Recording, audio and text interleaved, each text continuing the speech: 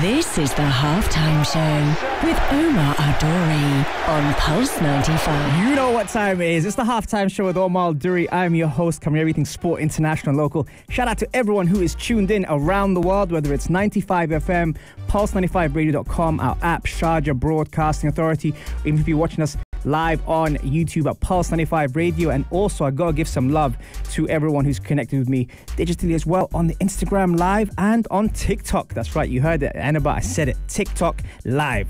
Okay, some fantastic things happening at the moment. Everyone is talking about UFC 259, so we gotta mention a lot of the headlines that came out of that. Jan versus Sterling, Nunes versus Anderson, Blachowicz versus Adesanya, and what's going to be coming up soon. We've also got, on the football talk, a lot of people are talking about United versus City, Liverpool's demise, Spurs versus Palace, and Chelsea versus everything coming up. But also health and fitness, folks. Don't move away too fast, because one of the things we're talking about today is failure is something we all fear, and a lot comes with it when it contributes to anxiety, depression, comparison, or even dreams. But how can we use failure as feedback and grow from it? Have you spent a long time working on a goal but realized it wasn't for you, and you wanted to get to the top? If so, make sure you stay tuned on the only place to be at 3, the Halftime Show on Pulse 95. This is the Halftime Show with Omar Adori on Pulse 95. Salam and welcome to the Halftime Show with Omar Adori. Thank you very much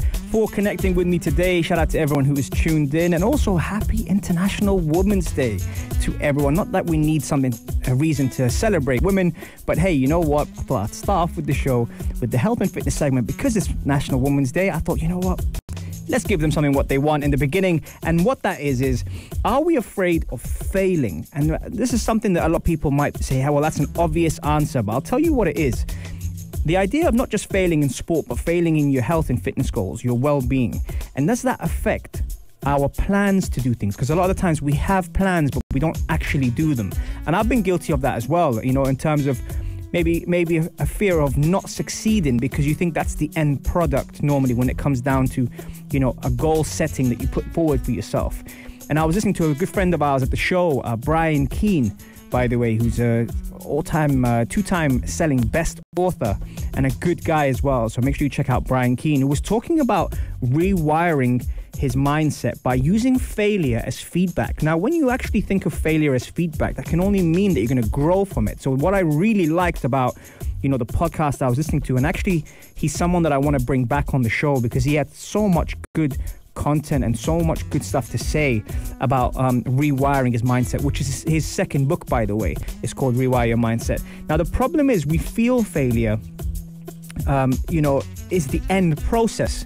And in doing so, we don't want to ever feel like we failed and not achieving our goals. And this could be anything. Could be as simple as, the thing that I often hear about and a lot of people hear about, which is, let's say you want to lose weight, for example. This could be anything. Could be gaining muscle. But the fact that you're scared that it might not come to fruition and it might not be something that you actually follow through with. And I think that's something which is really, really important and really key in setting goals. Because when I listen to Brian, and I've spoken to him a couple of times as well, one of the reasons probably why I haven't advanced in a few things quick enough is because I was too busy thinking of the end product. I was too busy thinking that, what if I fail? What if I don't achieve? What if, what if things don't go the way to plan? And this could go down to, for example, in my sense, coaching. When I was coaching, or when I was trying to do my license for coaching and still trying to do, move up the ranks in coaching, I think the idea of actually being challenged and being tested is, is something that might be quite daunting for people. And by the way, you're not alone. Coaches feel that as well. So whoever's listening to this and thinking, yeah, that's a bit of me. I've wanted to do something, but I haven't done it because I'm scared I might fail and I don't have time and I don't know how to start and I don't know when to start. Everyone kind of feels that in their own right. And then I look back and I think, when you love what you do, and this could be anything regarding time, regarding goal setting, when you love what you do, then it makes it easier to get through the rainy days. And I say that because what would you do for free? If you could pick any job in the world, what would you do for free? Where money wasn't an issue, obviously supporting a family or being able to try and financially get yourself stable. What would you do for free? And then from that point, I take that moving forward and I say, right, that's that's something that I would do for you. So that's something that I would love to do for a living. And I think that's something which Brian Keane inspired me when he was talking on his podcast about it. And passion gets you through those kind of days. But comparison of what everyone else is doing has been something that socially might have cost us a lot. And I say that because sometimes you can't help but go on Instagram or go on TikTok or go on social media and see what someone else is doing. It could be in the same field, could be in a different field, but see what they're doing and then say, well, why am I not getting that kind of recognition, or why am I not achieving those kind of results? Well, here's something, folks, and again, being guilty of this myself. Social media isn't always something that tells the full story. Yes, it does tell a story, but sometimes it doesn't also document the downside of a lot of things that go on in every day, because that could be approached or seen or conceived as negative. But that's where I'm kind of looking at and thinking, try to just set yourself a goal, because comparison of what everyone else is doing could be the biggest, probably the most negative thing you could do to yourself, because your chapter 1 could be someone else's chapter 5, or your chapter 5 could be someone else's chapter 20. So why would you measure up your journey versus someone else when we've all had different experiences, we've all had different things that we've been challenged with that perhaps other people have not seen us go through, and therefore expect us to do exactly what everyone else is doing. So here's my question to you. What's your fear when it comes down to failing, and has it stopped you from achieving your goals? 4215 Itasalat or do, or slide into my DMs at Omar Duri or at Omar Duri1 on TikTok, and I will get back to you as soon as possible. Enjoy. The music is on point today because Sama's in the building, and we'll be right back after this. This is the Halftime Show with Omar Adori on Pulse 95. Yes, welcome back to the Halftime Show with Omar Duri. I'm your host, covering everything sport, international, local. Thank you very much for tuning in with me today. If you missed the first segment, don't worry, you can catch all of our shows on podcast, Apple, Spotify, SoundCloud, or Anghami. Or if you prefer a visual, head over to YouTube. Support your boy on Pulse 95 Radio. We got all the halftime shows there with some great guests covering topics like mental health, physical health, and all sorts of good stuff. Thank you very much for tuning in, and thank you for everyone who's on the Instagram Live at the moment, still giving me the love and the support that makes me get through this show on point. Right, okay, football fans, yes, you heard it. We spoke about a couple of things today, and we spoke about fear of failure, but one of the people that maybe aren't used to failure is Pep Guardiola's Manchester City. Now, yesterday coming into the game, Manchester City and Manchester United were locking horns in a derby, which saw that shift in attention to, can Ole Gunnar Solskjaer actually put together a plan to beat Pep Guardiola's side? And if you just saw it, the scoreline, it was actually quite a tactical game. It started off after 40 seconds. United handed a penalty. Some of you might say not a surprise. However, Gabriel Jesus lost the ball, tracked back, and for some reason got involved in tangling his legs with Martial, which opened up the game for a penalty. Bruno Fernandes put that away. Ederson was very close, by the way. And if you captained Ederson like I did in fantasy football, what a flop. That's what I did. I ended up thinking, let me be smart. City have a double game week, and Ederson might take a penalty. And I capped him. And when he conceded after 40 seconds, that was my game plan out the window. Spicy asks, are United still in the title race? Well, if you consider the goal difference and the points difference between United and City, do you genuinely believe, and Arid, you're here in the room with me as well, do you genuinely believe that United have a chance of winning the Premier League title this year? Let me know, 4215 at Salat or do, or even better, if you're already on my Instagram, let me know, do United have a chance of challenging City? City have been phenomenal this year, not just in the sense that Pep Guardiola ruins our fantasy football, but the sense that he's actually utilized his players to be able to still be in 4 competitions. And in doing so, would the quadruple be a stretch, especially knowing how Pep Guardiola rotates his squad and changes things continuously. So that's something that I have to say regarding the Premier League title. Unfortunately, the bottom of the table is looking a lot more interesting than the top at the moment, merely for the fact that Fulham yesterday beat Liverpool. I like the way I transition there. Fulham yesterday beat Liverpool in a surprise, would I say a surprise victory, 1-0. And what a job Scott Parker has done as well.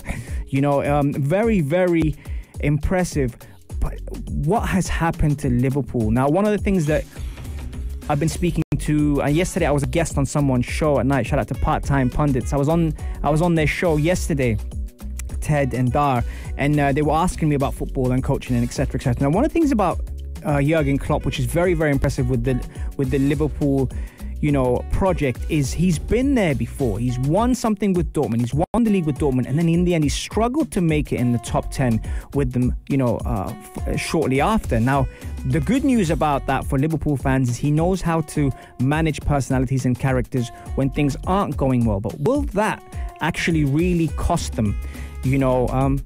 Maybe the manager, maybe Klopp will move on, maybe the players. We all know that Barcelona and Laporte has just been elected as the president of Barcelona, which means he's going to have ideas, he's going to have plans. Will Mohamed Salah be the first person to join Barcelona? Will Messi stay is the question we've obviously asked people before. But see, there's so many questions here regarding, what's the next steps? And it's kind of like a domino effect, like the way I put that in there as well, where there's so many different things that affect the chain reaction. And that's why looking at what Liverpool are doing now is very interesting to see whether the characters like Mane, like Salah, like Firmino will stick around when this season doesn't go well, because if they don't end up in the Champions League, then that will also mean they won't have the funds to be able to invest in players that they might have been linked with 1 season ago. Thinking of players like Mbappe and Haaland and all these extraordinary players. You think about Koulibaly.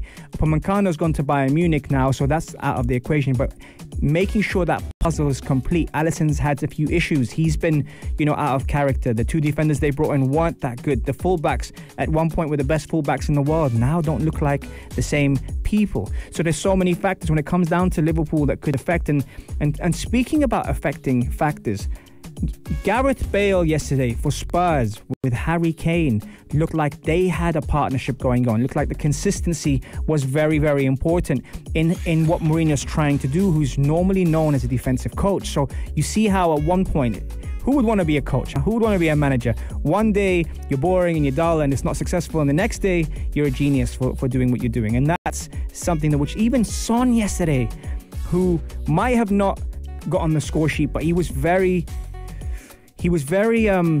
effective off the ball. He was making runs to open up gaps, which actually diverted the ball onto the opposite side, which then got that connection between Bale and Kane, which we normally see between Kane and Son. And so overall, it was very, very good. I also have to say that, is it a shock defeat when you see Al Nasr beat Sharjah as well yesterday, with Sharjah being obviously dominant?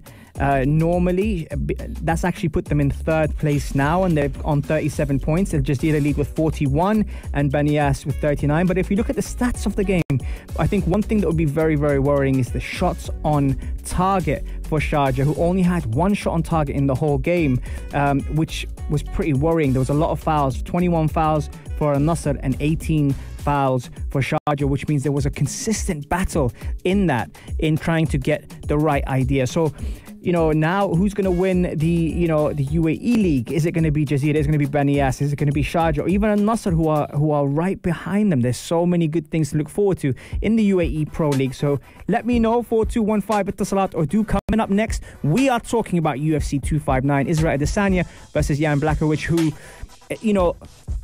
was it a surprise or not? Speed versus power. Find out next on the only place to be at 3, the Halftime Show on Pulse 95. This is the Halftime Show with Omar Adori on Pulse 95. It sure is that time. It's the Halftime Show with Omar Adori. I'm your host, covering everything sport, international and local. Thank you very much for connecting with me wherever you are around the world. Wicked show we've had so far. In store, we've had a couple of things. And the first segment, we were talking about fear of failure. Now, as obvious as that sounds, has that been stopping you from achieving your goals, whether it's in sport or whether it's in just goal setting, whether you want to lose some weight, gain some muscle, get fit, or just generally be healthy? That's something that, I was listening to a podcast from Brian Keenan. He was talking about using failure as feedback in order to grow, but a lot of us think of failure as the end process, and that's why we're scared of doing that. So if you did miss the show, head over to the YouTube channel. Super Mario and Gabby put up the episodes later on. We also spoke about Manchester City versus United in the derby yesterday, with United pulling off I would say a shock defeat. Is that a shock defeat to see United win the derby? Although Sharjah has had a good record against Manchester City, and Spurs versus Palace with Harry Kane and even more Gareth Bale stealing the headlines. Right, okay, UFC 259 just happened yesterday morning if you're here in the UAE, or 2 days ago when it happened in the US. And a lot of people are talking about the event and the card and what came out of it. So many good things. Shout out to everyone who is tuned in on the Instagram Live. Hannah, what's good?